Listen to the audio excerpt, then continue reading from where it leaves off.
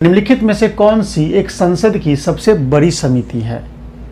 Option है कृषि समिति, प्राक्कलन समिति, सार्वजनिक उपक्रम समिति, लोक लेखा समिति, उपयुक्त में से कोई नहीं, उपयुक्त में से एक से अधिक।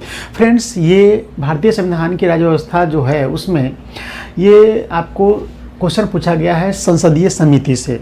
देखिए, भारत में सरकार के जो 3 अंग होते हैं, व्यवस्थापिका यानी विधायिका, कार्यपालिका, न्यायपालिका। तो केंद्र सरकार की जो विधायिका होती है उसे हम संसद कहते हैं, और हमारे देश में संसद देश के लिए कानून बनाती है और बड़े फैसले लेती है। और संसद अपना काम काज जब करती है तो उसमें संसदीय समितियां उनके कामों में महत्वपूर्ण योगदान देती है। यानी संसद को कोई काम करना होता है तो संसदीय समिति उस पर आपको सलाह देती है, विचार करती है, और फिर उन्हीं चीज़ों को संसद में पास किया जाता है। यानी कह सकते हैं कि संसद भारत में बहुत सारा काम संसदीय समिति के माध्यम से करती है। तो यहाँ पे क्वेश्चन पूछ रहा है कि सबसे बड़ी संसदीय समिति कौन है?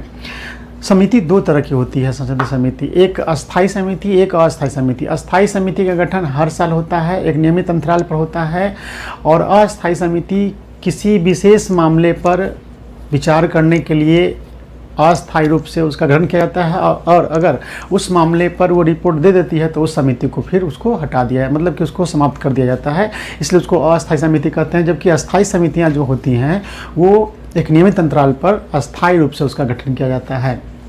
ऑप्शन है कृषि समिति, प्राक्कलन समिति, सार्वजनिक उपक्रम समिति, लोक लेखा समिति, उपयुक्त में से कोई नहीं, उपयुक्त में से एक से अधिक। तो फ्रेंड्स, इसका सही उत्तर हो जाएगा प्राक्कलन समिति।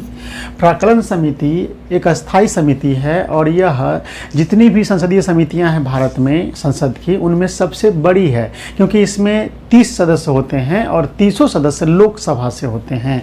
इसका डिटेल देख लीजिए।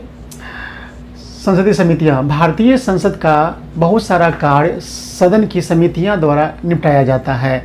सभी विधेयकों पर सूक्ष्म व गहन जांच पड़ताल करती है संसदीय समितियां। संसद विधायी कार्यों को संपन्न करने तथा कार्यपालिका पर नियंत्रण रखने का कार्य इन समितियों के माध्यम से करती है।